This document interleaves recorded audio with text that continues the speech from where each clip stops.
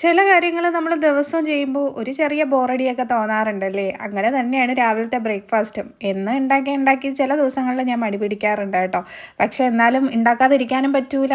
അപ്പോൾ ഇന്ന് രാവിലെ നമ്മുടെ ഇവിടെ പുട്ടും പയറും പപ്പടമായിരുന്നു കേട്ടോ. അപ്പോൾ രാവിലെ തന്നെ പയറെടുത്ത് വെള്ളത്തിൽ കുതിർക്കാനൊക്കെ ഇട്ടിട്ട് അരമണിക്കൂർ ഇട്ടതിന് ശേഷമാണ് ഞാൻ പിന്നെ വേവിക്കാനായിട്ട് വെക്കുന്നത്. അപ്പോൾ നമുക്ക് പെട്ടെന്ന് വെന്ത് കിട്ടും. പയർ വേവുന്ന സമയം കൊണ്ട് ബാക്കി കാര്യങ്ങൾ ചെയ്യാമെന്ന് വിചാരിച്ച് ഞാൻ ആദ്യം പുട്ടിനുള്ള മാവ് റെഡിയാക്കി വെച്ചു കേട്ടോ. അപ്പോഴേക്കും ഇതാ പയർ തിളയ്ക്കുന്നതേ ഉള്ളൂ. അപ്പോൾ പിന്നെ ചുമ്മാ സമയങ്ങളുണ്ടല്ലോ, ഓടിപ്പോയി തേങ്ങ തിരുമിയായിരുന്നേ.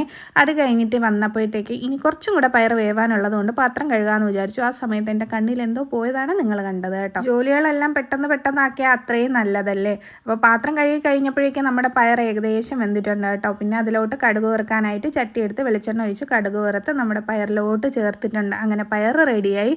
പിന്നെ ഞാൻ ചായയ്ക്കും വെച്ചിട്ടുണ്ടായിരുന്നു. അങ്ങനെ ചായയും തിളച്ചിട്ടുണ്ട്. പിന്നെ എല്ലാം ചടപടേന്നായിരുന്നു. വിജുവിൻ്റെ അമ്മയ്ക്കും വിജുവിനൊക്കെ ഫുഡ് കൊടുക്കണം, വിജുവിന് പോകാനുള്ളതാണ്.